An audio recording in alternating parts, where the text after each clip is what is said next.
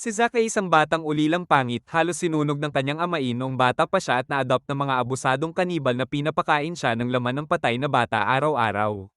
Habang lumalaki, binubugbog siya habang inihihilik ang mga bangkay ng kanyang mga kaibigan sa pagkabata, pero nang makita niya ang bungo ng kanyang kapatid matapos kainin ng buhay, unti-unti nang nagkagulo ang kanyang isipan.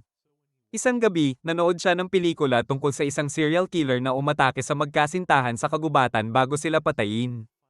At tuluyan nang nawala ang kanyang katinoan. Na-realize niya na iyon ang kailangan niyang gawin. Habang natutulog ang kanyang mga karumal-dumal na magulang, kumuha siya ng kutsilyo sa kusina at lumapit sa kwarto nila.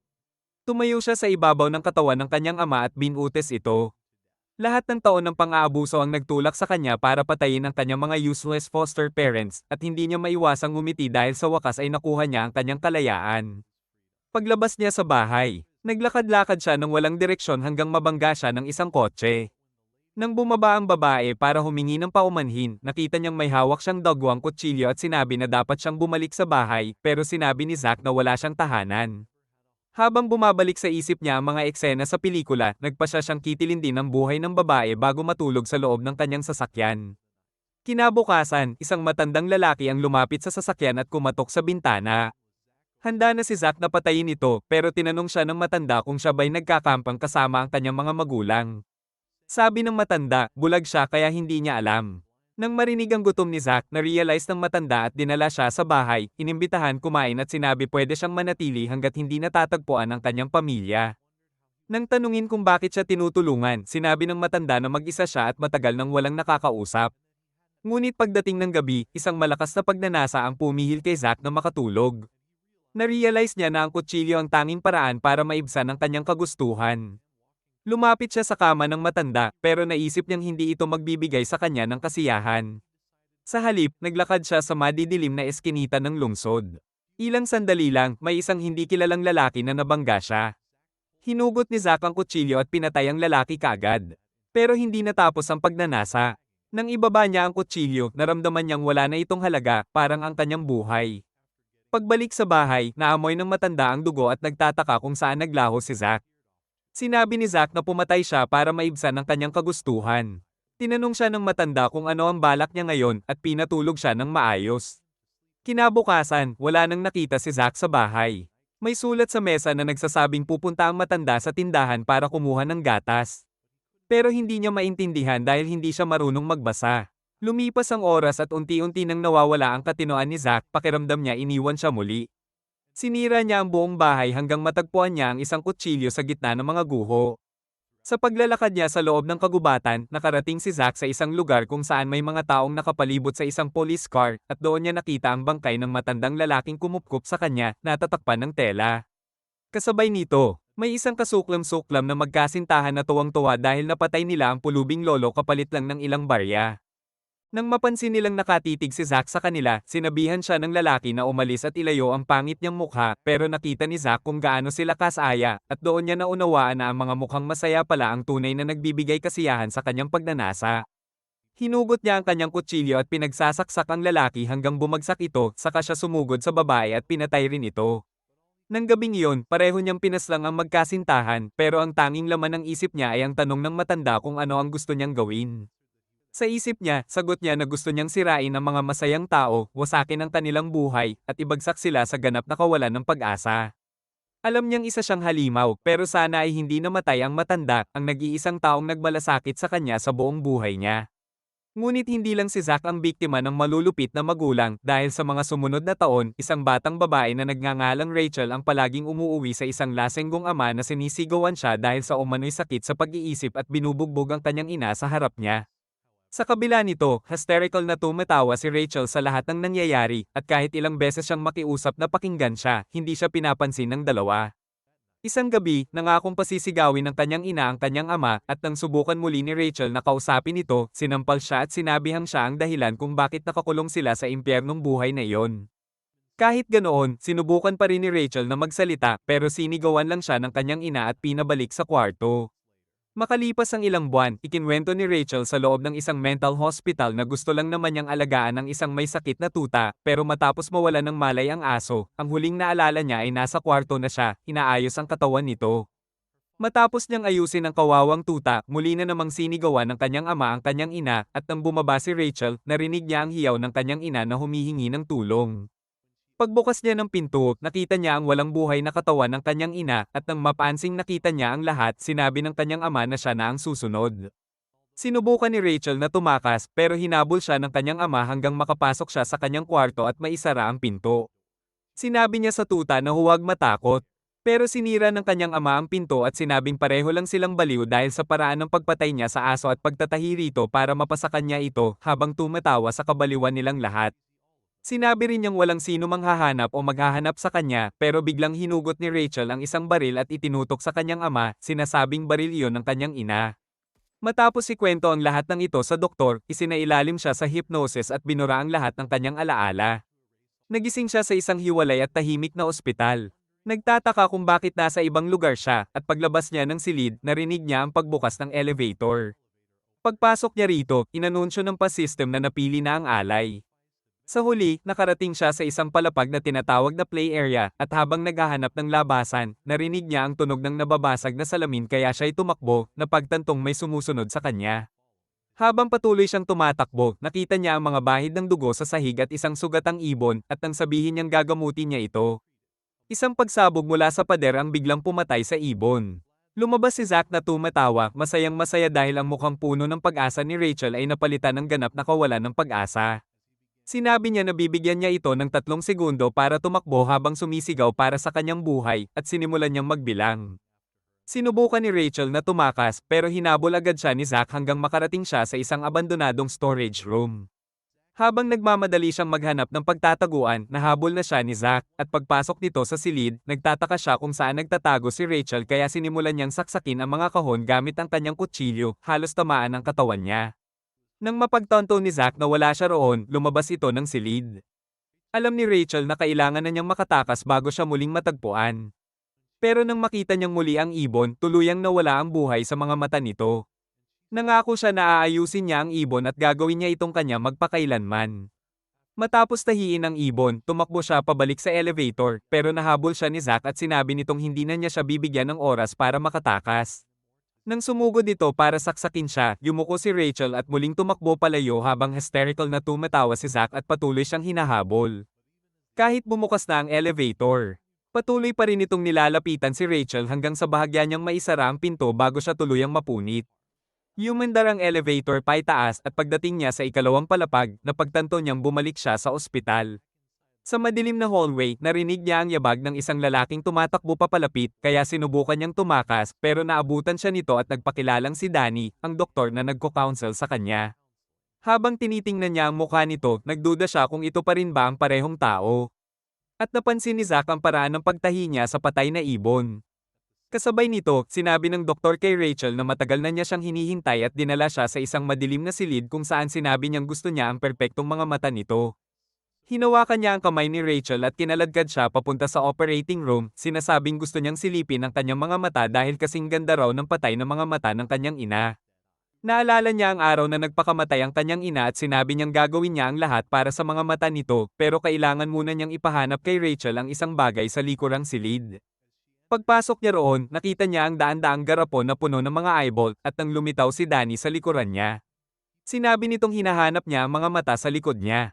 Matapos ibigay iyon ni Rachel, binalaan siya nitong huwag tatakbo dahil pagsisisihan niya.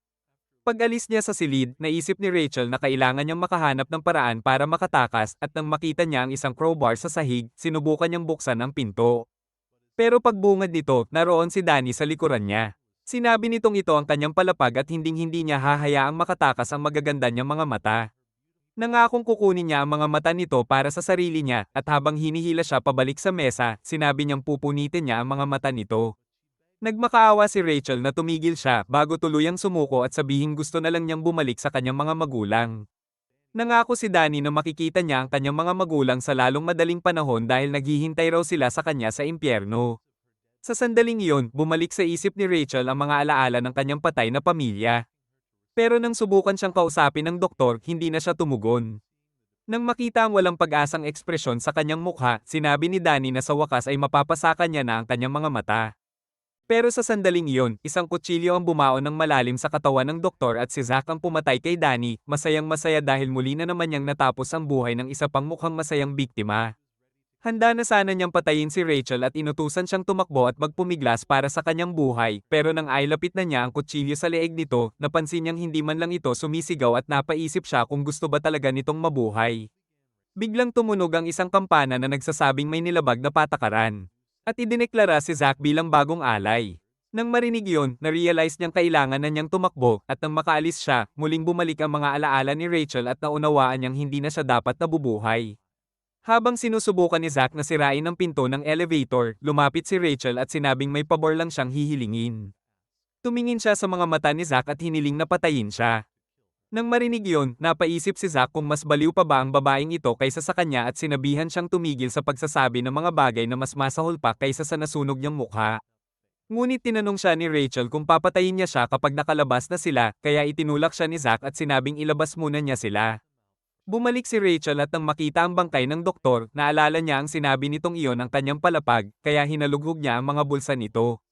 Habang patuloy na binubugbog ni Zack ang pinto, bigla itong bumukas at ipinakita ni Rachel na nasa bulsa ng doktor ang susi. Dahil doon, nangako si Zack na tutuperin ang hiling niya at papatayin siya kapag nakalabas na sila. Umaasang mas magiging maayos na ang mukha nito para patayin sa oras na iyon. Ang mga salitang iyon ay nagbigay ng pag-asa kay Rachel at nangako siyang gagawin ang lahat ng makakaya niya. Habang naglalakad sila, tinanong siya ni Zack kung ano ang kanyang pangalan, kaya ipinakilala niya ang sarili bilang Rachel Gardner, at ipinakilala naman ng serial killer ang sarili bilang Zack. Pagdating nila sa ikatlong palapag, napansin ni Rachel na may kakaiba sa loob ng tubig, pero sinabihan siya ni Zack na magpatuloy lang. Hindi nagtagal, nakarating sila sa isang sementeryo, at napatingin si Rachel sa isang hukay habang hinihiling na sana'y may libing na lang siya roon. Nainis si Zack sa nakakatakot niyang ekspresyon at sinigawan siyang magbalik sa katinoan. Pagdating nila sa isa pang sementeryo, binasa ni Rachel ang nakasulat sa isang lapida at napagtanto niyang ang mga puntod ay para sa lahat ng mga taong napatay. Bigla niyang napansin ang isang hiwalay na lapida at nakita niyang nakaukit doon ang kanyang pangalan. Kasabay nito, may isa pa siyang napansing puntod at napag-alaman nilang inihahanda iyon para kay Zack. Sinubukan ni Zack na sirain ito, iniisip na kaya niyang lapastanganin ang kamatayan, pero sinabi ni Rachel na masasaktan lang niya ang sarili niya. Sa sandaling iyon, nakakita siya ng isang butas sa pader at sinabi kay Zack na hanapin muna ang labasan, pero sinabihan siya nitong ayusin muna ang walang silbi niyang mukha. Bago pumasok si Rachel, sinabi niyang huwag sirain ang kanyang puntod para mahiga niya ito kapag handa na siyang patayin ni Zack at ang mga salitang iyon ay nagpakilabot kay Zack. Habang naglalakad siya sa makitid na pasilyo, natuklasan niyang nakalock ang pinto sa dulo, pero may nakita siyang sulat at napagtanto niyang ang nagsulat nito ang siyang naghanda ng puntod para sa kanya. Samantala, walang kaalam-alam si Zack kung paano makakahanap ng labasan, pero dahil sa pagkabalisa na dulot ng sarili niyang puntod, napansin niya ang isang pickaxe at nagpa siya itong sirain iyon. Nang mabasag niya ang gilid ng puntod, sinimulan niyang wasakin ang iba pang mga lapida, at sa kabutihang palad ay may batong nahulog sa isang switch na nagbukas ng pinto sa pasilyo kaya nabuksan ito ni Rachel, bagaman napaisip siya kung sadyang nalaman iyon ng brain-dead na lalaki o nagkataon lang. Habang naglalakad siya sa bagong pasilyo, nakarating siya sa isang silid at nakarinig ng misteryosong boses, at nang mapansin niya ang isang rehistro ay sinilip niya ito at nadiskubreng talaan pala iyon ng lahat ng taong napatay sa gusali. Nakita rin niya ang sarili niyang tala ngunit hindi man lang siya natinag. Samantala, patuloy si Zack sa pagsira ng mga puntod hanggang mapagtanto niyang tanging ang puntod ni Rachel na lang ang natitira, at dahil sa mahigpit na babala nito kanina ay nakaramdam siya ng takot kaya itinapon niya ang pickaxe. Biglang lumitaw si Rachel at napansin ang nagawang pinsala, at nang ipakita niya ang mga dokumento ay ipinakita rin niya ang tala ni Zack at sinimulang basahin ang tungkol kay Isaac Foster na ipinasok sa isang illegal na orphanage kung saan siya inabuso hanggang sa araw na namatay ang kanyang mga magulang. Bago pa siya makapagpatuloy, tinanong ni Zack kung ano ang naramdaman niya matapos basahin iyon at inamin niyang ang tunay niyang pangalan ay Isaac Foster, saka tinanong kung natatakot ba siya sa kanya. Nang sabihin ni Rachel na hindi siya natatakot, ikinwento ni Zack na may isang babae ring nagsabi ng ganoon noon dahil isang gabi sa madilim na eskinita ay nahabol niya ang isang babae at tinanong kung natatakot ito sa kanya, ngunit sinabi nitong fan niya siya at karangalan ang makilala siya. At habang pinupuri siya at hinahaplos, hinablat niya ang ulo nito at inihampas sa lupa, tinanong kung ano ang pinagsasasabi nito, saka binigyan ng 5 segundo para tumakbo. Nang muli niya itong mahabol, nagtaka siya kung bakit ito tumatakbo kung hindi naman daw siya natatakot, ngunit umiyak ang babae at sinabi na sino man ay matatakot kapag papatayin, at humingi ng tulong, kaya sinabi ni Zack na ayaw niya sa kasinungalingan at tinapos ang buhay nito. Nagtaka si Rachel kung ano ang kinalaman ng nakakadiring kwento sa kanya at sinabi niyang pwede siyang tumakbo kung iyon ang magpapapatay sa kanya, kaya naisip ni Zack na baliw nga siya at nagpasya siyang sirain ang kanyang puntod. Sinasabing hindi siya mamamatay doon. Nalungkot si Rachel nang mapagtantong hindi pa siya mamamatay, kaya para pag-aani ng loob niya ay sinabi ni Zack na tatapusin niya ang paghihirap niya kapag ligtas na silang nakalabas ng gusali. Bumalik sila sa elevator at nang mapagtanto ni Zack na hindi niya ito mabuksan, sinabi ni Rachel na silipin niya ang loob ng tubig at baka may switch doon. Desperado nang makaalis, nagsimulang maghanap si Zack sa loob ng tubig habang iniisip ni Rachel na wala talaga siyang intensyon na patayin siya. Nang tanungin siya ni Zack kung bakit hindi na lang niya patayin ang sarili niya, sinabi ni Rachel na ito ay isang mabigat na kasalanan at dahil sinabi iyon ng Diyos, kaya dapat itong paniwalaan. Nang marinig iyon, sinabi ni Zack na magpakita naman siya ng emosyon para ganahan siyang patayin siya, pero nang hindi man lang siya makapagpanggap na natatakot, napagtanto niyang patay na siya sa loob.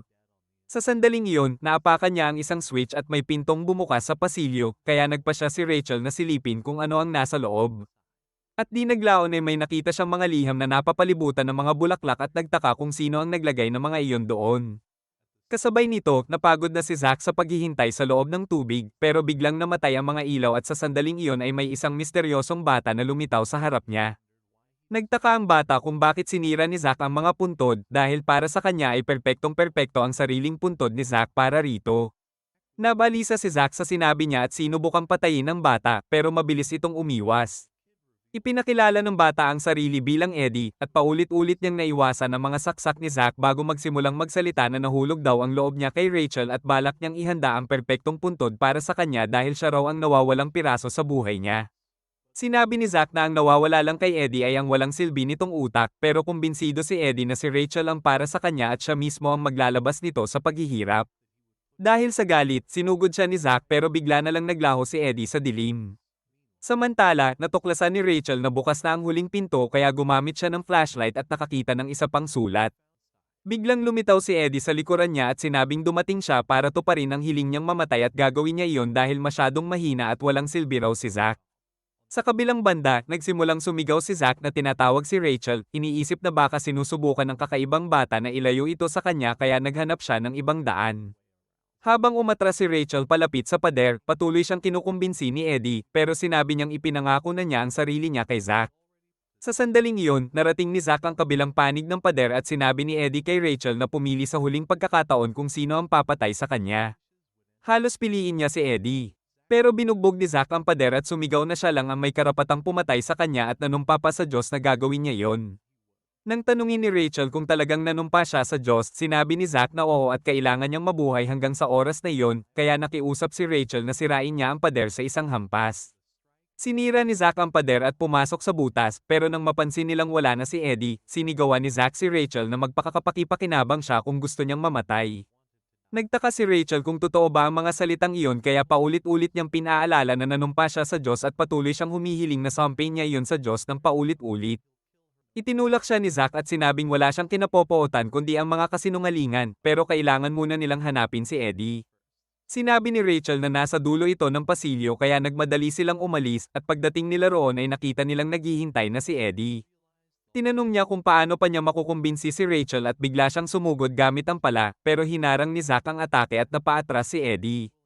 Muli itong umatake pero muli ring umiwas at nang mamatay ang mga ilaw ay tuluyan siyang naglaho sa dilim habang paulit-ulit na sinusuntok si Zack bago muling mawala.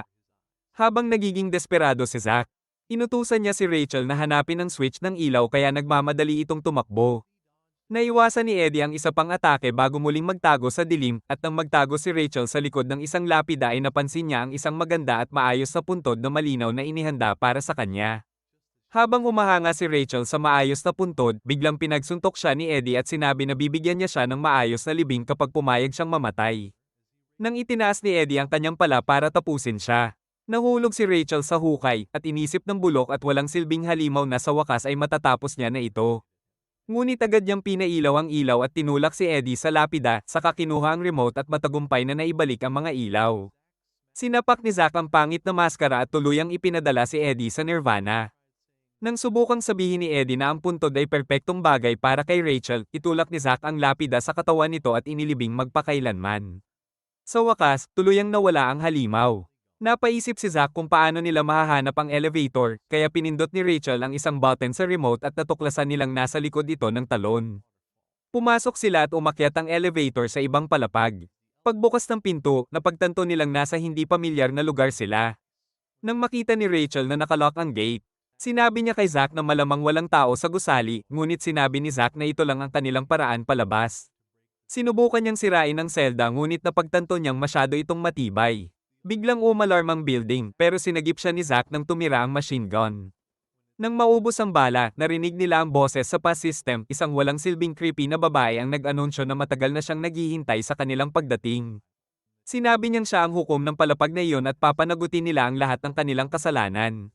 Biglang bumukas ang gate at nakarating sila sa isang nakalock na pinto. Inutusan sila ng babae na kumuha ng mugshot tulad ng ibang mga walang silbing kriminal. Nang matapos sila, napansin nila ang exit pero pagpasok nila sa isang madilim na silid, nakita nila ang nakakatakot at pangit na mga guhit sa pader.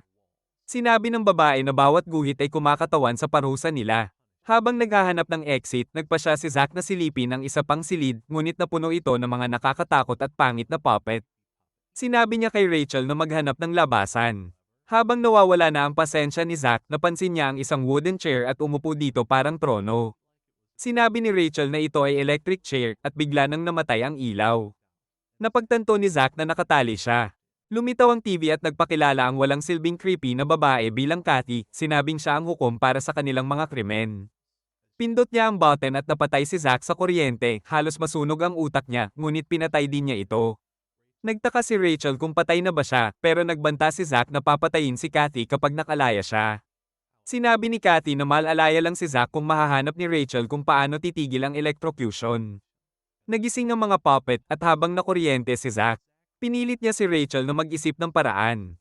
Habang patuloy na binabato ng kuryente, sinuri ni Rachel ang mga puppet at napagtanto na inilagay iyon para sa isang dahilan.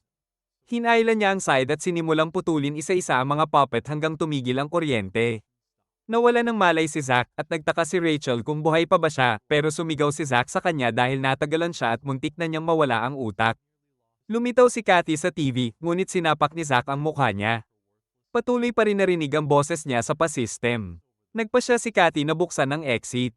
Di naglaon, nakarating sila sa isang warning sign at sinabi ni Rachel kay Zack na mas masahol pa ang silid na ito kaysa sa huli nilang nilakaran. Pero dahil sa sobrang kalat ng utak ni Zack, akala niya invincible siya kaya nagdesisyon pa rin siyang pumasok. Pagpasok nila, bigla na lang nagsara ang pinto at nakulong sila sa loob. Sa una, akala ni Zack na useless lang ang kwarto na iyon hanggang sa lumabas si Kathy sa TV nila. Sinimulan ni Kathy ipaliwanag ang kanilang susunod na challenge, kailangan nilang lutusin ang puzzle bago sila mapatay ng toxic gas. Bigla namang tumunog ang alarma at sumabog ang gas sa kwarto. Para maprotektahan si Rachel, sinubukan ni Zack na isuot ang oxygen mask sa kanya, sinasabi na ang kanyang walang kwentang buhay ay nakasalalay sa survival ni Rachel. Pero wala naman itong pakialam sa sarili niyang buhay at sinabi kay Zack na iligtas muna niya ang sarili. Habang nagmamasid si Rachel, napansin niya ang isang bangkay at naisip na baka clue ito. Dinampot ni Zack at sinipa ito. Doon niya nakita ang mga nakasulat sa sahig at nagtaka kung ano ang ibig sabihin nito. Ngunit unti-unti nang nakaramdam ng kahinaan si Rachel dahil sa gas, kaya nilagay ni Zack ang mask sa kanya at pinilit siyang manatiling buhay, anuman ang mangyari. Sinabi ni Rachel kay Zack na ilagay ang kanyang paa sa timangan. Umaasang masosolve nila ang puzzle sa pamamagitan ng pagbabalans ng timbang. Nang nagawa niya ito, nadiskubre niyang hindi pa rin bukas ang exit at nagtaka kung bakit hindi pa sila nakakalabas. Kaya nagdesisyon siyang maghanap pa ng iba pang clue at tinanggal ang mask pero mas lumala ang epekto ng gas sa kanya. Akala niya mamamatay na siya, pero huli na naabutan siya ni Zack bago siya mawala ng malay at nilagyan ulit ng mask. Sinabi niya na kailangan nilang mabuhay, at dahil sa mga salita ni Zack, na-inspire si Rachel at nagpatuloy sa paghahanap ng clue. Hindi nagtagal, napansin niya ang isang bakana sa kisame. Habang nag-iisip kung paano siya makakapasok, hinagis siya ni Zack pataas. Sa loob, nakakita siya ng keycard. Pero nang makita ni Zack na sobrang hina na ni Rachel para magamit ito, sinubukan niya itong ipasok sa makina. Sa kasamaang palad, hindi niya maintindihan ang paraan at nabali niya pa ang card. Doon ay inihayag ni Kathy na ubos na ang oras nila at tumaas pa ang level ng toxic gas. Pero determinado si Zack na mabuhay. Napagtanto ni Rachel na maaari siyang gumawa ng bomb gamit ang gas at mga baterya. Pero bago niya matapos, nawalan siya ng malay at sumabog ang bomb, winasak ang buong kwarto. Sa kabutihang palad, nakaligtas sila sa pagsabog, pero bumagsak si Rachel dahil sa hina mula sa pag-inhale ng gas. Nang makabangon siya, nagpatuloy silang naglalakad patungo sa susunod na challenge. Pero napansin ni Zack na nahihirapan si Rachel, kaya hinayaan niya muna itong magpahinga. Ilang oras ang lumipas, naglakad na sila papunta sa susunod na kwarto, pero muling lumabas si Kathy sa pa-system. Sinabi niya nakahanga-hanga kung paano ginagamit ng dalawa ang isa't isa para matupad ang kanilang mga desire, at nagtaka kung sino ang totoong tool. Nagtaka si Zack sa ibig niyang sabihin, pero sinabi ni Kathy na malalaman niya rin siya agad. Dumating sila sa isang cell at napansin ang dollhouse. Sinabi ni Kathy na makakalabas lang sila kung may isa sa kanila na makakasolve ng riddle. Dahil masyadong bobo si Zack para gumawa ng kahit ano, nagdesisyon si Rachel na siya na lang ang gumawa, umaasang ma-rearrange ni Zack ang dollhouse. Lumabas ang isang drawer, at nakita ni Rachel ang math problem. Nang malutas niya ito, na-realize niya na ang mga numero ay tumutukoy sa page at sentence sa isang libro. Matapos ma-decipher ang code at i-match ang mga salita, sinabi niya kay Zack na ilagay ang lalaking manika sa living room. Nang magawa ito ni Zack, lumabas ang isa pang drawer at sinabi ni Rachel na ilagay naman ang babaeng manika sa tabi nito. Ngunit nang mapulot niya ang isang manikang may benda na eksaktong kamukha niya, napagtanto niya na ang challenge na ito ay sadyang ginawa para pilitin siyang balikan ang kanyang nakaraan. Habang bumabalik ang mga alaala, unti-unting nilamon ng galit ang kanyang isip at sinubukan niyang wasakin ang dollhouse. Ngunit pinigilan siya ni Kathy at sinabing habang buhay siyang makukulong sa cell kapag ginawa niya iyon. Kaya pinigil niya ang sarili, pero lalo lamang lumala ang sitwasyon dahil pinaalala sa kanya ng manika kung paano niya kinain ng ibang patay na bata at kung paano siya paulit-ulit na inabuso ng kanyang walang kwentang foster parents. Patuloy siyang pinahirapan ni Kathy sa pamamagitan ng pagsasabing isa lamang siyang walang silbing tool sa buong buhay niya at kahit ngayon ay ginagamit lang siya ni Rachel para makatakas. Dahil sa pagbuhos ng mga alaala, tuluyan niyang winasak ang buong set, ngunit inihayag ni Kathy na pasado na pala sila sa challenge. Biglang nagsara ang gate at pinagiwalay sila sa dalawang magkaibang cell, at nagtaka si Rachel kung ang dollhouse ba ang dahilan kung bakit unti-unting nawawala sa katinoan si Zack. Pagkatapos ay nagpakita mismo si Kathy at sinabi na makakalaya lamang sila kung iiniksyon nila ang laman ng sireng, ngunit isa sa mga karayom ay may nakamamatay na lason. Nagtaka si Zack kung sino sa kanila ang mabubuhay, ngunit umalis si Kathy. Gusto ni Rachel na iturok ang dalawang sireng dahil gusto na rin naman niyang mamatay, ngunit alam ni Zack na tapos na siya kapag namatay si Rachel kaya sinabi niyang manatili muna itong buhay hanggang sa mamatay siya. Bago pa siya makapigil, kinuha niya ang sireng ni Rachel at itinurok ang parehong karayom sa sarili niya. Nang bumukas ang pinto, nagsimula siyang lumakad palabas, ngunit nag-alala si Rachel na baka mawalan siya ng malay. Hindi nagtagal, tuluyan nang napagod si Zack habang paulit-ulit na bumabalik ang mga alaala ng kanyang nakaraan. Nang muling humarap si Rachel sa kanya, inihanda niya ang sarili upang tapusin ang buhay nito, ngunit hindi man lang ito kumurap at pinaalala sa kanya na pumayag na siyang tulungan siyang makatakas kapalit ng pangakong iPad adalin niya siya sa kabilang buhay. Dahil sa takot na maiwang nakakulong magpakailanman, pinakawalan niya si Rachel at sinabing manatili itong buhay hanggang siya mismo ang pumatay sa kanya dahil wala raw siyang kinamumuhian kundi ang mga sinungaling. Itinulak niya ito palayo habang unti-unti nang nawawala sa katinoan dahil sa epekto ng droga. Tumakbo si Rachel, umaasang iligtas siya sa pamamagitan ng pananatilang buhay, ngunit nang pumasok siya sa isa pang kwarto, napagtanto niyang dead end yon. Patuloy pa ring lumalapit si Zack handang kitilin ang kanyang buhay, at dahil wala na siyang matakbuhan, nagdesisyon si Rachel na sumuko. Ngunit nang itaas ni Zack ang kanyang kamay, isang bala ang tumago sa kanyang braso at napansin ni Rachel ang mga baril na nakatutok sa kanila. Lumitaw si Kathy at sinabi na nasa firing squad room sila at kaya niyang tapusin ang kanilang walang kwentang buhay gamit ang remote. Nang pilitin ni Zack na tumayo at basagin ang salamin, isang bala ang tumama sa kanyang binti. Nang makitang sugatan siya, sinubukan siyang tulungan ni Rachel ngunit sinigawan siya ni Zack na lumayo dahil baka tuluyan siyang mawalan ng kontrol. Para lalong pahirapan sila, inihayag ni Kathy ang baril sa sahig at sinabi kay Rachel na patayin si Zack bago siya ang pumatay sa kanya. Nang pulutin na ni Rachel ang baril, sinabi ni Zack na tapusin na siya, ngunit tumanggi siya at sinabing hindi sila magiging mga puppet ng babaeng iyon dahil sarili nilang desisyon ang pumatay o mamatay. At hindi sila mga tool na pwedeng gamitin. Nang marinig iyon, inisip ni Zack na sana hindi niya sinabi ang ganoong mga salita sa sandaling iyon, at hindi na niya napigilan ang sarili kaya sinabi niyang ngumiti na siya. Ngunit nang magpanggap siyang ngumiti kay Zack, unti-unting nagkawatak-watak ang isip niya. Alam niya sa sarili na peke lang iyon, pero iniisip niyang makita ang tunay na ngiti ni Rachel ang magpapasaya sa kanya ng husto. Ang pag-iisip na patayin siya habang nakangiti ay nakakabuo ng kakaibang kasiyahan. Kaya nagdesisyon siyang iiseki ang sarili upang wasakin ang sariling kaligayahan. Galit sa kanyang ginawa, pumasok si Cathy sa kwarto at sinimulang tawaging parehong pangit at walang kwentang basura na karapat-dapat hatulan bilang mga sinner.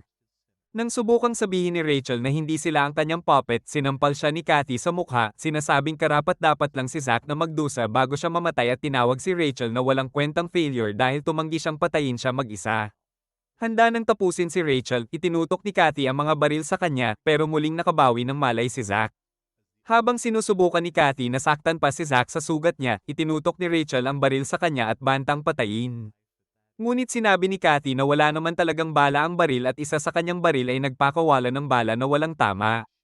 Habang bumalik si Cathy kay Zack, kinuha ni Rachel ang isa pang baril sa bag at pinaputok siya, ngunit nakaligtas si Cathy at inisip na naging perpektong kriminal na si Rachel at handa na sa hatol. Biglang pinutol ni Zack ang braso ni Cathy, sinasabing karapat-dapat hatulan ang kanyang kasuklam-suklam na mukha at pinatay siya kaagad. Pinilit pa rin ni Cathy na abutin ng remote para patayin sila.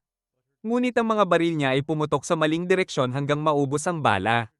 Nang makapasok sila sa Nirvana, inihayag ni Zack na nagsisimula ng mawala ang epekto ng droga at nakabalik na sa katinoan. Pagdating sa control room, nadiskubre ni Rachel na si Cathy ang kumokontrol sa buong floor at sa kalaunan ay nabuksan ang pinto gamit ang controls. Hindi nagtagal, napansin nila ang mga nakasulat sa pader at inisip ni Rachel na maaaring clue iyon para mahanap ang elevator. Nang makarating sila sa isa pang koridor, napagtanto nilang ito rin ang parehong lugar na dinaanan nila noong una, kaya iminungkahi ni Rachel na subukan ng mugshot room. Habang nag-iisip si Zack kung paano bubuksan ang elevator, napansin ni Rachel ang isang indentation at naalala ang nakasulat sa pader, inisip niyang tunay na clue ito at ginamit ang nameboard ni Zack sa indentation. Agad na bumukas ang elevator at habang umaakyat sila sa ibang floor, tinanong ni Zack kung paano nauwi si Rachel sa gusaling iyon. Sinabi ni Rachel na dinala siya sa ospital para sa counseling matapos masaksihan ng isang pagpatay at wala siyang ideya kung paano siya napunta dito. Nang tanungin kung paano niya nahanap ang baril, sinabi niya na palagi na itong kasama niya. Tumigil ang elevator at habang nawawala ang malay ni Zack, napansin ni Rachel na wala na siya sa kanyang red sauce at pinilit siyang hilahin palabas. Nang muling nakabawi ng malay si Zack, napansin ni Rachel ang sugat niya at naisip na mamamatay siya kung hindi magagamot. Nang mawalan siya ng malay muli, nagdesisyon si Rachel na maghanap ng first aid. Pagdating niya sa isang madilim na kwarto, dali-dali siyang naglakad patungo sa dulo. Biglang nagliwanag ang mga kandila at napagtanto niyang nasa loob siya ng isang walang lamang chapel. Kasabay nito, sinalo siya ng purple smoke, ngunit nang lumabo ito, napagtanto niyang ilusyon lamang iyon. Pagpasok niya sa isa pang madilim na kwarto, patuloy niyang naramdaman ang purple smoke na nakapaligid sa kanya. Sa sandaling iyon, lumitaw sa likod niya ang isang nakakatakot na lalaki na may puting mata at tinanong siya kung sino siya. Nang hindi niya sinabi, ipinakilala ng lalaki ang sarili bilang Gray at sinabing siya ang pari ng simbahan na iyon at ito raw ang kanyang floor. Inisip ni Rachel na baka isa pa rin itong baliw na panganib kaya umatras siya, ngunit sinabi ni Gray na hindi pa niya nahuhusgahan si Rachel at wala siyang karapatang hatulan siya. Nang tanungin kung bakit siya naroroon, sinabi ni Rachel na sinusubukan niyang iligtas ang kaibigan niya. Ipinahayag ni Gray na makakahanap lamang siya ng first aid sa floor ni Danny. Nang itanong kung paano siya makakarating doon, inalok siya ni Gray na tulungan siya, pero kailangan muna niyang dumaan sa ilang mga pagsubok para matuklasan kung sino talaga siya. Dahil tumatakbo na ang oras, nagdesisyon si Rachel na bumalik kay Zack, umaasang buhay pa ito. Habang tinutulungan niyang humiga si Zack sa tabi ng pader, ikinwento niya ang tungkol sa misteryosong pari, ngunit sinubukan ni Zack na sundan siya, natatakot na baka maging banta ang lalaki. Nang mapagtanto niyang hindi niya kayang buhatin ang sarili niyang katawan, sinabi ni Rachel na mamamatay siya sa ganitong kondisyon at pinakiusapan siyang magpahinga habang ipinapangako niyang ililigtas siya. Dahil dito, pumayag na si Zack. Hindi nagtagal, bumalik si Rachel kay Gray at sinabi na handa siyang sumailalim sa kanyang pagsubok, ngunit hiniling na iligtas ang walang kwentang buhay ni Zack. Ilang minuto ang lumipas, bumaba sila sa elevator at naramdaman ni Rachel na ang purple smoke ay nagmumula sa pari. Pagdating nila sa floor ni Cathy, nagtaka si Rachel kung bakit hindi sila naroroon sa floor ni Danny. Ipinaliwanag ni Gray na susubukan siya sa lahat ng floor na napuntahan niya at ang tanging gawain niya rito ay buhayin ang kuryente na nagpapaandar sa elevator. Pagkatapos niyang sabihin yon, kumalat ang purple smoke sa buong floor. Nagmadali si Rachel at nakita ang switch, pero biglang bumagsak ang isang zombie sa harap niya at sumunod ang marami pang zombie. Nagsimulang tumakbo si Rachel habang nagkakabanggaan ng mga zombie sa isa't isa. Pinutok niya ang isa at nakalusot sa isang kwarto. Ngunit pinilit ng iba pang zombie na pasukin ito kaya muling tumakas siya sa isa pang kwarto. Napansin niya na nawala na ang katawan ni Cathy, kaya dali-dali siyang pumunta sa control panel at pinatay ang mga zombie gamit ang mga baril sa control. Nang matapos, lumitaw ang multo ni Cathy sa likod niya at sinimulang insultuhan siya, tinawag na pangit at walang kwentang pumatay na nag-iisip lamang para sa sarili, sinasabing mas mababa na siya kaysa kay Zack at siya ang pinakagrabing makasalanan sa mundo. Hindi pinansin ni Rachel ang masasamang salita ni Cathy at pinanood na lamang itong mawala. Pagbalik sa cell, sinindihan niya ang kuryente at pagdating niya sa elevator, napansin niyang bukas na ito. Nang tanungin siya ni Gray tungkol sa mga kaaway na kanyang hinarap, sinabi ni Rachel na nawasak na niya sila at hindi na mahalaga. Nang mapagtanto ni Gray na hindi siya nagsisisi sa pagpatay sa halos patay na mga preso, dinala siya nito sa floor ni Eddie at sinabi na hanapin ang switch ng kuryente sa control room. Ngunit nagsimulang magsawa si Rachel sa walang kwentang pagsubok at inisip na sayang lang ang oras. Ipinaliwanag ni Gray na ang mga pagsubok ay ginawa upang ipakita kung sino talaga siya dahil siya ay itinuturing na irregular na bata. Biglang napansin ni Rachel na nawala na ang katawan ni Eddie. Ngunit agad siyang dinala ni Gray palayo. Hindi nagtagal, dumating sila sa wasak na sementeryo at sinabi ni Gray na ang mga kaluluwa ng mga inilibing na katawan ay hindi makaka-move on sa afterlife dahil nasira na ang kanilang mga libingan. Nang subukang umalis ni Rachel, hinawakan ng isang maltong kamay ang kanyang bukom-bukom pero sinipa niya ito palayo. Nang bumalik ito, pinisil niya agad, ngunit mas maraming kamay ang sumulpot mula sa lupa. Sinimulan niyang durugin ang mga ito isa-isa hanggang sa tuluyan silang nawasak. Sa huli, natagpuan niya ang switch sa loob ng locker at nang pinindot niya ito, bumukas ang elevator. Biglang lumitaw ang multo ni Ed sa harap niya at nagtanong kung wala bang emosyon ang malamig at pangit niyang puso sa mga kamay na winasak niya, pero hindi niya pinansin ang mukha nito, naisip niyang ilusyon lamang ito. Dali-dali siyang bumalik kay Gray, umaasang iligtas pa si Zack bago huli ang lahat. Nang tanungin siya ni Gray kung ano ang mga kaaway na hinarap niya, sinabi ni Rachel na mga pangit at walang kwentang kamay iyon na nawasak niya nang walang kahit kaunting emosyon. Narinig iyon, inisip ni Gray na nawala na siguro ang kaluluwa niya, ngunit pinili pa rin niyang dalhin siya sa floor ni Danny. Pagdating nila, sinabi niya na maghihintay siya sa susunod na elevator, pero pinakiusapan siya ni Rachel na hanapin muna ang paraan para gamutin ang sugat ni Zack. Pagdating niya sa examination room, napansin niyang nawala na rin si Danny, kaya naisip niyang buhay ito. Habang naghanap ng first aid equipment, natuklasan niyang walang laman ang lahat ng closet at lahat ng ibang kwarto ay desyerto rin. Nagmadali siyang pumunta sa elevator at nag-isip kung sinusubukan ba siyang stalan ni Gray hanggang mamatay si Zack, ngunit sinabi ni Gray na kasing walang alam siya tulad ng walang kwentang mukha niya at sinabing siya ang responsable sa sugat ni Zack. Nang mapagtanto niyang walang epekto ang kanyang salita, iminungkahi ni Gray na pumunta muna sila sa floor ni Zack para baka may makita silang bandages. Wala nang ibang mapagpipilian, pumayag si Rachel. Habang bumababa sila sa lower floors, lumitaw si Danny sa harap ni Zack, iniisip na ito na ang kanyang pagkakataon para patayin siya, pero sa huling sandali, nakabawi ng malay si Zack at handa na siyang patayin si Danny.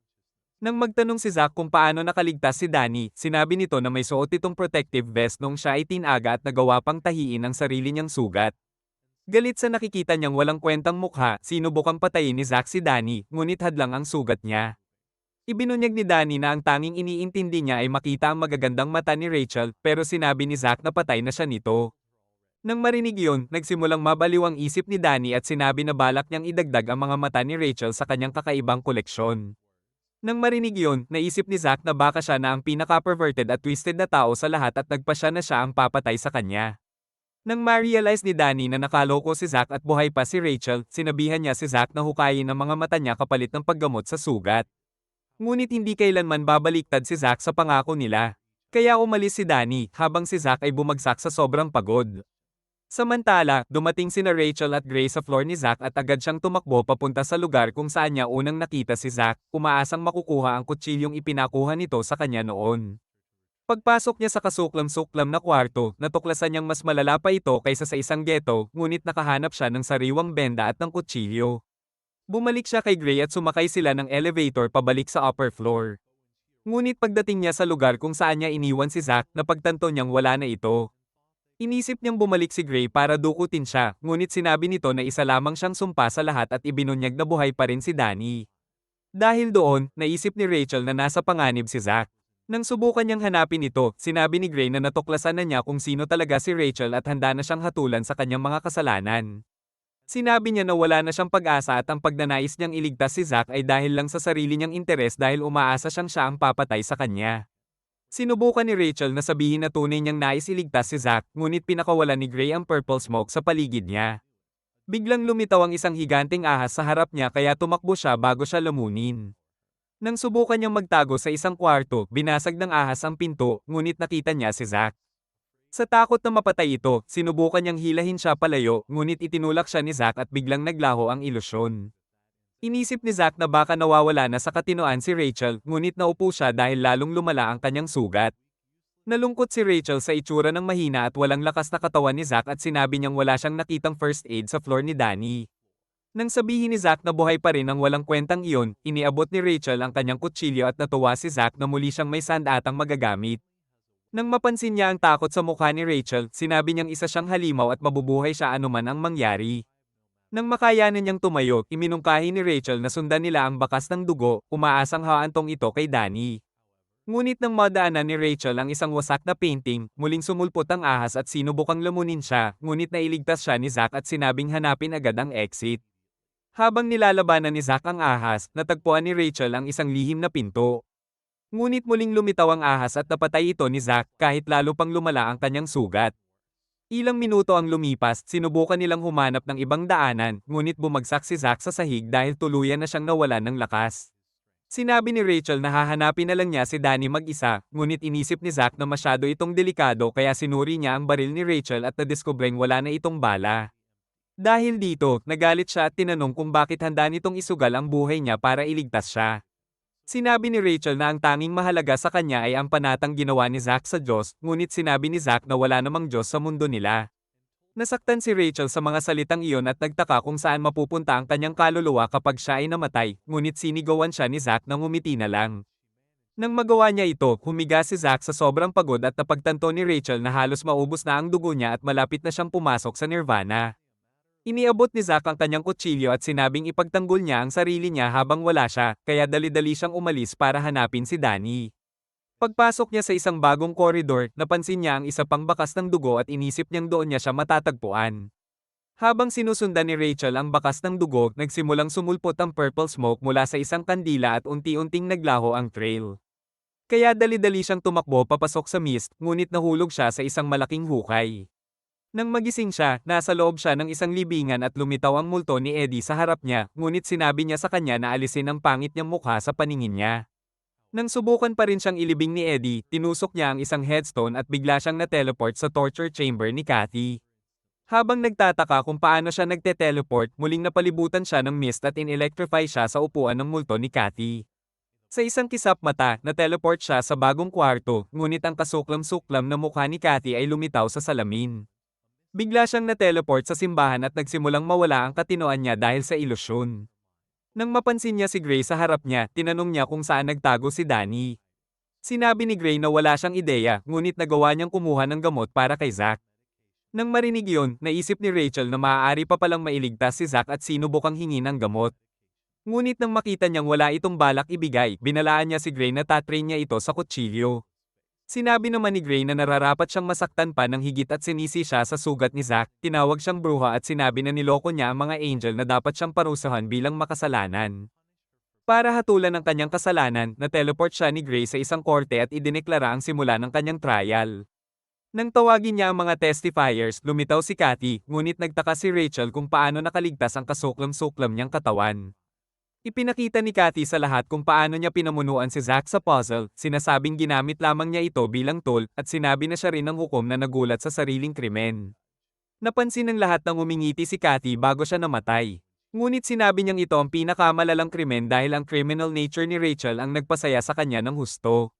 Nang tanungin ni Gray kung paano niya nais parusahan si Rachel, pinatawan niya ito ng water torture, at isang water tornado ang bumalat kay Rachel. Sinubukan ni Kathy na sabihing magmakaawa sa walang pag-asa niyang buhay, ngunit sumigaw si Gray na huminto at sinabi na hindi iyon ang kanyang lugar para maghatol.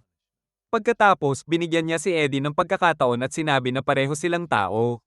Dahil inilibing ni Rachel ang ibon tulad ng gusto niyang ilibing siya, ngunit dahil hindi niya ibinahagi ang damdamin ni Eddie, sinimulan niyang sakitan si Rachel habang nagtatanong kung bakit pinili niya si Zack kaysa sa kanya. Dahil sa paraan ng paglilibing niya, naniwala si Eddie na bruha siya at sinabi na dapat siya tusukin hanggang mamatay, ngunit bago niya maisigawa, sumigaw si Gray na mawala ang mga spikes. Nang sumunod si Danny, nagtanong si Rachel kung nasaan ang gamot, ngunit sinabi ni Gray na magpatuloy sa testification. Sinabi ni Danny na may pinakamagagandang mata si Rachel sa mundo, ngunit dahil kakaiba ang puso niya, sumigaw siya na hindi kailanman maliligtas ang kanyang kaluluwa. Sa huli, pinatahimik siya ni Gray at matapos umalis, sinabi ni Gray na bruha si Rachel at may kapangyarihan siyang mangakit sa lahat, kaya idineklara niya na dapat itong sunugin ng buhay at bumalat sa kanya ang apoy. Sa takot, sinabing inosente siya si Rachel, ngunit tinawag siya ni Gray na pangit na sinungaling. Sinabi ni Gray na lahat ng ibang psychopath ay mga angel pala at tinawag si Rachel na demonyo dahil pinatay niya sila, kaya sinabing dapat niyang aminin na isa siyang pangit na bruha. Tumanggi si Rachel at sinabi na hindi siya maaaring bruha dahil wala namang bruha sa Biblia niya. Ngunit inihayag ni Gray na siya pala ang Diyos at siya lamang ang may karapatang hatulan ng kanyang kasalanan at itapon siya sa impyerno. Sinabi niyang ang totoong Diyos ay hindi kailanman nag-exist, ngunit inisip ni Rachel na nagbibiro lang siya upang kusang ialay niya ang sarili. Lumakas ang determinasyon ni Rachel, nag-teleport siya sa kanyang inner world at nakita ang isang Godzak sa harap niya. Kaagad niyang pinutol ang ilusyon gamit ang kutsilyo at nagsimulang tumakas kasama nito. Sa sandaling iyon, nakabawi si Rachel ng malay at naisip na ang kutsilyo ni Zack ang nakabasag sa ilusyon. Nang tanungin siya ni Gray kung paano niya natuklasan na peke ang lahat, sinabi niya na ipinakita ng kutsilyo ang katotohanan at tinawag niya itong kanyang bagong Diyos. Sinabi niyang ipinangako niyang ialay ang sarili kay Zack at ang pangakong iyon ang kanyang Diyos. Nang sinubukan ni Gray na sabihin siya ang pinakagrabing makasalanan sa mundo, sinabi ni Rachel na wala na iyon pakialam at pinakiusapan siyang ibigay ang gamot bago niya patayin si Gray. Dinala siya ni Gray sa isang inner room at ipinakita na ang gamot ay makakatulong kay Zack na gumaling. Walang pag-aalinlangan. Pinili ni Rachel ang tamang items at sinabihan si Gray na mamatay na siya. Pagbalik niya kay Zack, natuklasan niyang buhay pa ito at sinimulang gamutin ang sugat niya. Nang magising si Zack, inalok siya ni Rachel na tahiin siya, ngunit nagtanong si Zack kung bakit ganoon pa rin siya creepy at bakit handa siyang tahiin ang kanyang nakakasuklom na sugat. Sinabi ni Rachel na siya ang kanyang bagong Diyos, ngunit inisip ni Zack na hindi na siya pwede pang maging mas creepy. Nang matapos, sobrang pagod si Rachel at nawala ng malay. Nang magising, nagdesisyon siyang pangunahan si Zack papunta sa simbahan, umaasang makikita nila ang elevator, ngunit napansin nilang nawala na si Gray at nagtataka kung paano ito galit na umalis. Sa huli, natagpuan nila ang elevator at sumakay papunta sa upper floors. Sa loob ng lift, nagtaka si Rachel kung paano nagkaroon si Zack ng mga paso sa katawan at sinabi niyang nais niyang malaman ang lahat tungkol sa kanyang Diyos. Ibinunyag ni Zack ang kanyang nakaraan, noong bata pa siya, sinubukan siyang sunugin ng kanyang walang kwentang baliw na stepfather, pero nakahawak siya rito kaya nagsunog silang magkasama. Nang dumating ang kanyang ina, pinaalis siya nito kaya lumaki siya sa orphanage. Nang marinig iyon, nagtanong si Rachel kung balak pa rin niyang iwan ang gusaling iyon, at sinabi ni Zack na oo, at pananggakwang hindi magsisinungaling kailanman. Naalala ni Rachel ang isang lumang memory at sinubukan niyang ipagtapat ang katotohanan sa kanya. Natatakot na baka kamuhiin siya kapag nalaman niya, ngunit nagdesisyon siyang itago na lamang. Biglang bumukas ang elevator at pumasok sila sa bagong floor, ngunit inisip ni Rachel na mas mabuti pang itago ang kanyang lihim magpakailanman. Nang mapansin ni Zack ang dugo sa sahig, napagtanto niya na ang floor ay disenyo na parang bahay niya at inisip niyang malalantad na ang lahat ng kanyang lihim. Biglang pumasok si Zack sa apartment at nagtaka kung bakit mukhang nakakita si Rachel ng multo. Nang mapansin niya ang isang doll couple, sumigaw si Rachel sa kanya na umatras dahil baka puno ng bitag ang lugar, ngunit hindi pinansin ni Zack si Rachel at sinabi sa kanya na ayusin na lang ang pangit niyang mukha. Napansin niya na ang mga manika ay tinahi at naisip kung baka ito na ang isang haunted house. Sinimulang sabihan siya ni Rachel na patayin na siya, ngunit inisip ni Zack na nawawala na sa katinoan si Rachel at sinabi na ilalabas niya lamang ito sa paghihirap kapag nakalabas na sila ng gusali. Habang sinusubukan siyang hikayatin, napagtanto ni Rachel na desidido na ang isip ni Zack at nawalan siya ng malay dahil sa lagnat. Nang marinig ni Zack ang kakaibang ingay, pinasok niya ang isang kwarto ngunit natagpuan lamang ang isang nakakasuklom na monkey doll. Nang papalapit na siya sa elevator, lumitaw si Danny at ikinulong siya. Desidido na makatakas, sinubukan ni Zack na atakihin ang pinto ngunit napagtanto niyang wala itong pag-asa. Sinabi ni Danny na hanapin niya ang paligid ng apartment at alamin kung sino talaga si Rachel sapagkat iyon lamang ang tanging paraan para makalabas. Nagsimulang maglibot si Zack sa apartment. Pagpasok niya sa isang kwarto, napansin niya ang portrait ng isang mag-asawa at bumagsak ang bubong, ngunit nakaligtas siya. Hindi nagtagal, may mga dart na tumama sa kanya, ngunit pinagsipa niya ito at winasak ang pinagmulan. Pagdating sa dining room, itinulak niya ang mesa, ngunit napagtanto niyang nakalock ang basement. Nang pumasok siya sa banyo at napansin ang puno ng tubig na bathtub, inisip niyang nasa loob ang susi. Nang kunin niya ito, kinakagat siya ng mga toy fishes, ngunit agad niya itong itinapon. Naguluhan siya sa kakaibang nangyayari ngunit nagdesisyon pa rin na bumaba sa basement. Papalapit na siya sa bagong pinto nang muntik siyang mahulog sa bitag. Ngunit nakahawak siya sa sarili niyang katawan. Samantala, nagising na rin si Rachel at napansin ang pangit na mukha ni Danny. Nang makita niya na hinahanap ni Rachel si Zack, sinabi ni Danny na pinapunta na niya si Zack sa apartment upang hanapin ang lihim niya. Desidido si Rachel na mahanap siya, ngunit hinarang siya ni Danny at sinabi na maghintay hanggang bumalik si Zack. Habang iyon, humahawak si Zack sa isang bagay para hindi mahulog, ngunit nahulog siya at nahawakan ni Gray. Sinabi ni Gray na hindi pa siya pwedeng mamatay at hinayla siya palabas. Ibinunyag ni Gray na ginawa niya ang gusali bilang eksperimento at ang mga angel ay parang lab rats lamang, ngunit naiisip niya na espesyal si Zack at balak niyang gawing angel dahil limitado lang ang utak nito sa pag-iisip ng pagpatay. Dagdag pa rito, nagdesisyon si Zack na makatakas ng mag-isa bilang sakripisyo at sinubukan pang makatakas kasama si Rachel. Nagtataka si Gray kung paano nakaramdam ng pagmamahal ang isang moronic, pangit, at walang kwentang tao tulad niya kay Rachel, ngunit naalala niya ang emotionless eyes ni Rachel. Ibinunyag ni Gray na espesyal silang lab rats at sinabihan si Zack na gamitin ang special nameplate para mabuksan ang nakalock na pinto sa apartment. Dahil sawa na sa nakakasuklam na mukha ni Gray, pumasok si Zack sa inner room at pinanood siya ni Rachel sa TV. Pagpasok niya sa kwarto, napansin niya ang bagong portrait ni Rachel at ng kanyang pamilya. Sinabi ni Danny kay Rachel na papatayin siya ni Zack kapag nalaman nito ang kanyang mga lihim, kaya natakot siya at inisip na mamumuhian siya nito magpakailanman. Kasabay nito, nabuksan ni Zack ang isang kahon at natagpuan ang nameplate ni Rachel. Nang mapansin niya ang parehong sulat sa portrait, pumunta siya sa nakalock na pinto. Habang si Rachel naman ay nakalusot at nagsimulang tumakbo sa apartment, umaasang maaabot niya siya sa tamang oras. Samantala, naayos na ni Zack ang nameplate at napagtanto ni Rachel na huli na siya. Habang sinusuri ni Zack ang kwarto, naisip niyang pag-aari iyon ni Rachel, ngunit biglang bumukas ang TV. Nang mapanood niya ang balita, napagtanto niyang ulat iyon tungkol sa pagpatay sa mga magulang ni Rachel. Natagpuan ang kanilang mga katawan na tinahi, at naalala ni Zack kung paano niya tinahi ang sugat niya ng parang eksperto. Kinilabutan siya sa naisip at nagtaka kung si Rachel mismo ang pumatay sa sarili niyang mga magulang. Bigla, lumitaw si Rachel sa screen at napagtanto ni Zack na ini-interrogate siya ni Danny sa kabilang kwarto. Tinanong ni Danny si Rachel kung bakit niya pinatay at tinahi ang sarili niyang mga magulang.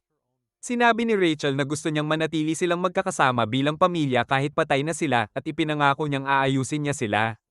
Inamin niyang tinahi niya ang mga katawan ng magulang niya at tinahi pa ang bibig ng kanyang ina para magmukhang nakangiti ito upang maging perpektong magulang sila at mabuhay siyang payapa kasama nila magpakailanman. Nang marinig ang kanyang pag-amin, sinabi ni Danny na pareho lang sila at inihayag na may kapareho siyang mga mata sa kanyang ina bago siya umalis. Sapat na ang nakita ni Zack kaya winasak niya ang TV. Pagbalik niya sa kwarto, napagtanto niyang mas malalim pala ang kalungkutan ni Rachel at inisip kung ang floor na ito ay para sa kanya. Pinaputukan siya ni Danny para patahimikin siya, ngunit hindi natinag si Zack at tinanong kung balak ba siyang patayin ni Rachel dahil nalaman niya ang kanyang lihim. Sinabi ni Danny na isa ring angel si Rachel tulad nila at marami na siyang napatay na sakripisyo bago siya tuluyang nabaliw. Inisip niyang ang Bible ang dahilan ngunit nagtaka kung paano nito siya binago. Sinabi ni Rachel na pinaalala ng Bible sa kanya na isa siyang makasalanan at naisip niyang makakamit lang niya ang kapayapaan kapag patay na siya. Determinado si Danny na panatilihin siyang buhay at sinabi kay Zack na iwan na siya, ngunit tinanong ni Zack kung kasinungalingan ba ang lahat ng sinabi niya. Natakot si Rachel na ay lahat ang katotohanan at nagtaka kung magpapatuloy pa ba siyang maging Diyos niya, ngunit sinabi ni Zack na hindi siya kailanman magiging Diyos niya.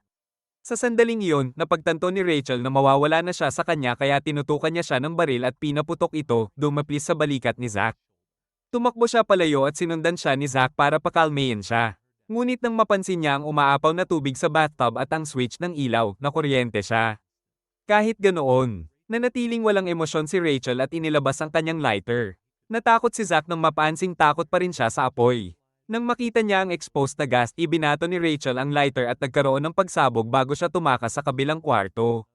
Muntik nang tamaan si Zack ng metal ball kaya sinira niya ang pinto at nagtaka kung hanggang kailan siya tatakbo na parang naglalaro lang sila ng tago-taguan. Tinakot siya ni Rachel na papatayin siya, kaya naghanda si Zack na tapusin siya gamit ang kanyang sandata. Ngunit sinabi ni Rachel na wala nang halaga ang buhay niya at siya ang naging Diyos niya nang pumayag siyang patayin siya. Bigla niyang pinaputok ang bintana at napagtanto ni Zack na naglaho na siya. Nang muling magkita sila, nagtaka siya kung bakit patuloy siyang tumatakbo, ngunit binyantaan siya ni Danny na babarilin ang kanyang walang lamang ulo. Para tuluyang patayin siya, itinutok ni Rachel ang baril kay Zack, ngunit si Danny ang tinamaan ng bala. Sinabi niya kay Danny na isa lang siyang walang silbing sagabal at siya mismo ang papatay kay Zack. Sawang-sawa na siya sa itsura nito at sinabi pang hinding-hindi siya maaaring manatili sa kanya dahil mas mabaho pa raw ang amoy ng katawan niya kaysa sa imbornal. Sa sandaling iyon, iniwan ng kaluluwa ni Danny ang kanyang katawan. Nagtaka si Zack kung alam ba talaga ni Rachel ang ginagawa niya, ngunit sinabi niyang oo at muling itinutok ang baril sa kanya, sinabing hindi pa rin nawawala ang hangarin niyang mamatay. Walang maintindihan si Zack kaya sinabi niyang barilin na lang siya, ngunit nang pipindutin na niya ang gatilyo, sinunggaban siya ni Zack at itinumba sa sahig, inapakan ng kamay niya hanggang gumulong ang baril palayo. Nang tangkain na siyang patayin ni Zack, sumigaw si Rachel at nakiusap na tumigil siya. Sinabing ayaw na niyang mamatay sa kamay niya dahil itinakwil na niya siya bilang kanyang Diyos. Sinabi ni Zack na hindi siya kailanman naging Diyos niya kundi ang Reaper na maghahatid sa kanya sa kabilang buhay. Sinabi niyang gumawa siya ng sarili niyang mga desisyon nang hindi umaasa sa Diyos at walang saysay ang Diyos sa mga pangakong binitawan nila. Doon napagtanto ni Rachel na hindi nga Diyos si Zack, ngunit sinabi ni Zack na hindi mahalaga kung sino ang Diyos, ang mahalaga ay ang tiwala sa mga salitang ipinangako nila sa isa't isa. Hiniling niyang ipanumpa ni Rachel ang buhay niya sa kanya at ipapanumpa rin niya ang buhay niya kay Rachel bilang kapalit. Dahil sa mga salitang iyon, napaiyak si Rachel at pumayag siya sa sumpaan.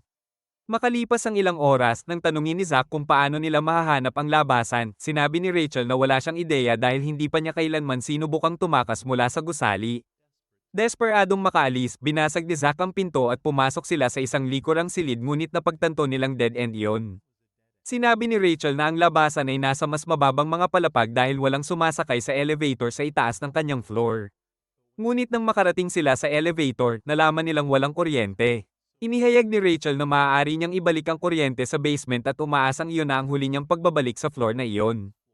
Nagpasya siyang bumaba ng mag-isa at inisip na maaari na niyang iwanan ang maltong nakaraan niya. Pagdating niya sa silid, napagtanto niyang naroon na si Gray. Sa takot na papatayin siya nito, hinanap niya ang kanyang baril ngunit nadiskubreng nawawala ito. Sinabi ni Gray na wala siyang balak patayin siya at ang tanging nais niya ay magtanong. Tinanong niya kung hindi na ba niya itinuturing na Diyos si Zack at sinabi ni Rachel na hindi na, ngunit mayroon na silang sumpaan sa isa't isa at mas mahalaga iyon kaysa kung sino ang kanyang Diyos. Gayunpaman, sinabi niyang wala siyang hanggarang mabuhay at tinanggap na niya ang sarili niya kung sino talaga siya. Sa huling tanong, tinanong siya ni Gray kung sino siya at sinabi niyang siya ay ang taong matagal na niyang kinikilala, si Rachel Gardner, isang taong pumatay sa sarili niyang pamilya at hindi kailanman naparusahan at hindi kasangkapan ni Newman. Inisip ni Gray na misteryoso pa rin siya at nagtaka kung paano niya nagawang mabuhay ng hindi bilang anghel o bilang mangkukulam. Ngunit sinabi ni Rachel na hindi iyon mahalaga mula pa sa simula at binuksan niya ang kuryente. Bago umalis, nagtanong siya kung saan ang labasan at sinabi ni Gray na suriin niya ang stained glass sa loob ng katedral. Bago tuluyang umalis, tumingin siya sa silid sa huling pagkakataon, umaasang hindi na muling babalik sa kadilimang naroon, at di nagtagal ay bumalik siya kay Zack at sinabi niyang natagpuan na niya ang labasan ngunit nagpa siya munang hanapin ang kanyang baril. Ngunit nang makarating siya sa lugar, napagtanto niyang nakaligtas pala kahit papaano ang nakakatakot na doktor at bigla na lamang itong naglaho. Doon niya rin nadiskubre na wasak na ang kanyang baril. Inisip ni Zack na maaaring nagmamasid si Danny mula sa isang sulok ngunit nagpa siya pa rin silang magtungo sa elevator. Gayunman, nang makaramdam si Zack ng panganib mula sa lift, itinulak niya si Rachel palayo at napansin ang bakas ng pintura ng katawan sa sahig. Pagdating nila sa mas mababang palapag, nagsimulang magtaka si Zack kung saan nagtatago si Danny, natatakot na baka umatake ito sa sandaling ibaba nila ang kanilang bantay. Nang makarating sila sa stained glass, nagawa nilang itulak palayo ang organ at nang siyasatin ng salamin, napagtanto nilang maaari nga itong maghatid sa labasan. Sa isang malakas na hampas, winasak iyon ni Zack at nabunyag ang mahabang hagdanan pababa. Natakot si Zack na baka isa itong bitag at nagtanong kung talagang haantong ito sa labas, ngunit sinabi ni Rachel na hindi kailanman magsisinungaling si Gray dahil isa siyang pari. Habang paakyat sila, naalala ni Rachel na nakapiring siya noong unang dinala sa gusali at sinabing tiyak na patungo sa ibabaw ang mga hakbang. Ngunit habang nagpapatuloy sila sa pag-akyat, nahilo siya at muntik nang mahulog. Nang makabawi siya, iniabot ni Zack ang kanyang kutsilyo para sa sariling proteksyon niya, sinasabing kahit mapurol at luma na ito, mas mabuti pa rin kaysa wala.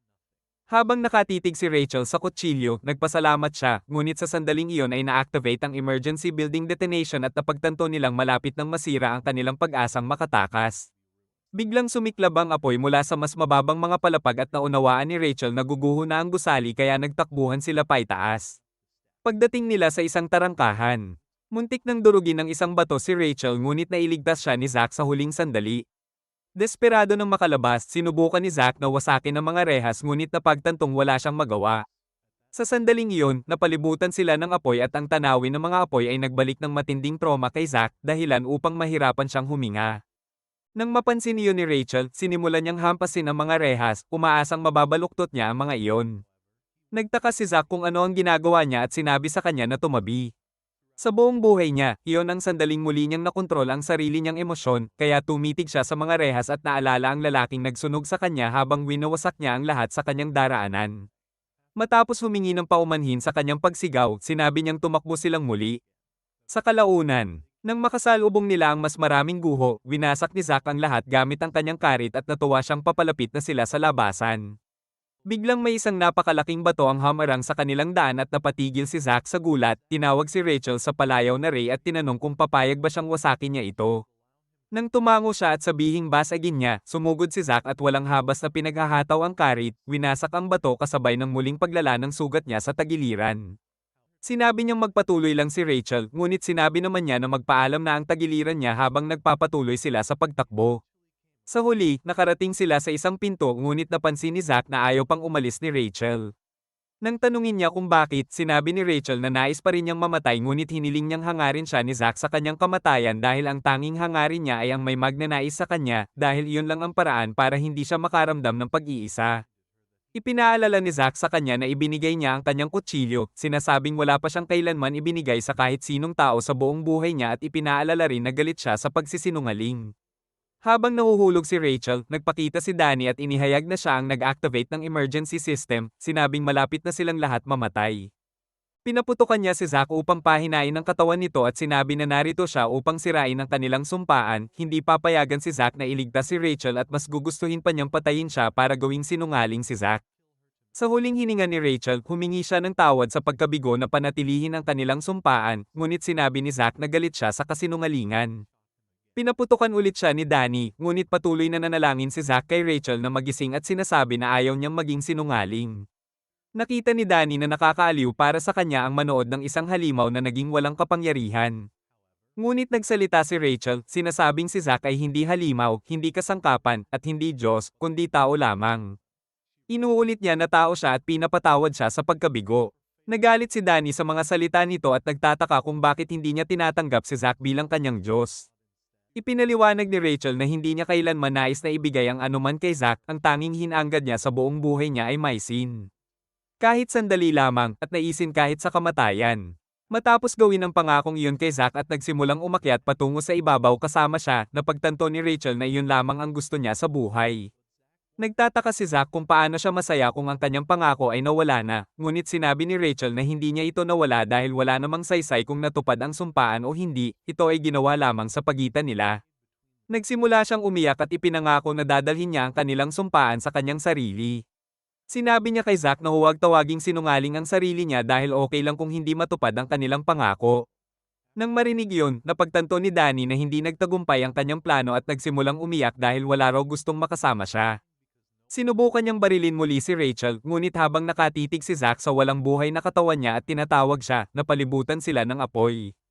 Handang patayin ni Danny si Zack, ngunit bago siya makaputok, pinutukan siya ni Gray ng palaso sa katawan at sinabi kay Danny na magpahinga na. Tinanggal ni Danny ang palaso at sinubukang barilin si Zack muli, ngunit may isa pang palaso si Gray at sinabi kay Zack na tumakas kasama si Rachel, may pagkakataon pa rin siyang maligtas kung uunahan niya ito. Pinili ni Zack na buhatin si Rachel at simulan ng pagtungo sa labasan. Nang malapit na siyang barilin muli ni Danny, pinutukan siya ni Gray ng isa pang palaso, pinahintulutan silang makalayo. Habang nawala na sina Zack at Rachel, nag-isip si Danny kung mali ba ang desisyon niyang patayin si Rachel. Ibinunyag niya na ang nais niya ay alisin lahat ng lumalabag sa mga patakaran ng gusali at iniisip niyang tungkulin niyang parusahan ang mga makasalanan. Sinabi niya kay Gray na si Zack ang pinakamakasalanan sa lahat. Ngunit sinabi ni Gray na si Zack ay isang espesyal na kasangkapan, ngunit nawala na ang mga pakpak na nagbigay sa kanya ng status bilang anghel. Ang orihinal na layunin ni Zack ay patayin ang lahat gamit ang kanyang karit, ngunit nagbago ito nang gamitin niya ang karit upang iligtas ang isang tao, kaya nawala ang kanyang ranggo bilang anghel at siya rin ang dahilan kung bakit nasira ang kanyang blade. Ang nagpakita sa kanya ng lahat ng ito ay si Rachel, kaya napagtanto ni Gray na hindi pala siya ang mangkukulam na inisip niya. Ipinaliwanag ni Gray na siya mismo ang demonyo dahil siya lamang ang nagtangkang agawin ng sangkatauhan ni Zack at pilitin silang maging mga anghel ng kamatayan. Upang magbayad sa sariling kasalanan, nagpasya siyang payagan silang umalis dahil tapos na ang kanyang eksperimento at natapos na rin ang kanyang tungkulin bilang Diyos. Nang magtaka si Danny kung saan ito patutungo, ibinunyag ni Gray na sa buong panahon, sinusubukan pala ni Danny na maging Diyos ni Rachel. Ang nais niya ay bigyan siya ng kaluluwa sa halip na kunin ang kaluluwa niya. Ngunit sinabi ni Gray na hindi siya Diyos at hindi siya kailanman magiging isa. Sinabi ni Danny na iyon ang tanging bagay na pinapangarap niya dahil nang makita niya ang walang buhay na mga mata ni Rachel, nais niyang mahalin ito magpakailanman at siya lang ang nagbibigay ng kahulugan sa kanyang buhay. Nang marinig iyon, naunawaan ni Gray na iniaalay ni Danny ang kanyang pag-ibig na umaasang maibalik, ngunit ipinabatid niya sa kanya na pareho lang pala silang tao, lahat sila ay tao. Tao ang lumikha ng Diyos, ng mga anghel, at pati ng kasamaan at mga demonyo. Sa sandaling iyon, nagtanong si Danny kung ano ang natutunan ni Gray sa lahat ng ito, ngunit sinabi ni Gray na wala siyang natutunan, palagi niyang alam na ang mga tao ay pangit at bulag sa kanilang debosyon, ngunit napakaganda rin nila. Sinabi niya kay Danny na ganoon din ang naramdaman niya sa kanya at humingi ng tawad na ngayon lamang niya ito naunawaan. Sa sandaling iyon, sumabog ang mga bintana at gumuho ang bubong sa kanilang ibabaw, ngunit inisip ni Danny na nakikita niya ang kanyang ina sa huling sandali. Samantala, patungo sa labasan si Zack, umaasang buhay pa si Rachel. Binuksan niya ang pinto at nakita ang maraming tao sa kalsada, halos umiiyak habang nananalangin na magising si Rachel. Ngunit hindi bumukas ang kanyang mga mata. Dumating ang pulis at sumigaw sa kanya na pakawalan ng babae, inisip na isa siyang kriminal na dinadala ang bata. Dahil hindi niya makalikas, sinubukan ni Zack na ipaalala kay Rachel ang pangako niya at nababalik siya para sa kanya. Matapos sabihin iyon, nagpasya siyang sumuko. Naglakad siya patungo sa mga pulis hanggang sa piniga siya sa lupa na parang lasing na kriminal. Nang gabing iyon, 2 ibon ang lumipad palaya. Ilang linggo ang lumipas, punong-puno ang mga pahayagan ng mga misteryo tungkol sa eksperimento sa pasilidad at iniimbestigahan ito ng mga detective. Nalaman ng mga news station ang background ng pamilya ni Rachel habang siya ay sumasailalim sa therapy sa isang espesyal na pasilidad. Sa balita, sinabi ng isang detective na inamin ni Zack ang lahat ng kanyang krimen at sinabing hindi siya nagsisinungaling. Nang tanungin ng anchor kung kilala ni Zack ang babae, sinabi ng detective na nagdeklara si Zack na hindi niya ito kilala, ngunit ito pala ang unang pagkakataon sa buhay niya na nagsinungaling siya. Kasabay nito, ininterview ng isa pang anchor ang psychiatrist ni Rachel. Sinabi ng doktor na araw-araw nais malaman ni Rachel ang tungkol sa pumatay, ngunit inisip ng doktor na pinakamainam na huwag niya itong ipaalam sa kanya, kaya hindi na siya binanggit kailanman. Habang lumilipas ang mga linggo, patuloy ang therapist sa pagtulong sa kanya, ngunit ang tanging naiisip ni Rachel ay kung maayos ba si Zack. Nagsasama-sama ang mga araw na tila walang hanggan. Isang araw, dumating ang therapist sa kanyang silid at nagtanong kung nagsisimula na siyang gumaling mula sa trauma. Sinabi ni Rachel na oo, ngunit alam niyang wala pa ring nagbago, kaya iminungkahi ng therapist na maglakad-lakad sila. Habang naglalakad sila sa hardin, nanatiling malungkot si Rachel gaya ng dati. Nang iwan siya ng therapist mag-isa, tahimik siyang umupo sa isang bangko hanggang sa tumayo at maglakad palayo. Bigla niyang narinig ang balita mula sa radyo. Ngunit agad itong namatay. Kinabukasan ng gabi, matapos ang isa na namang therapy session, napatingin si Rachel sa buwan sa labas at naisip niyang kamukha ito ng pekeng buwan sa mga bintana ng gusali. Inakala ng walang pakialam na therapist na talagang gumagaling na siya, kaya sinabi nito kay Rachel na nahatulan na ng kamatayan si Zack dahil sa kanyang mga krimen, sa paniniwalang makabubuti iyon sa kanyang pakiramdam. Nagkunwari si Rachel na gamaan ang loob niya sa balitang iyon at bumalik sa kanyang silid. Nang gabing iyon, tulad ng bawat gabing nandoon siya, hindi niya magawang makatulog at wala na siyang ibang magawa kundi ipikit ang kanyang mga mata.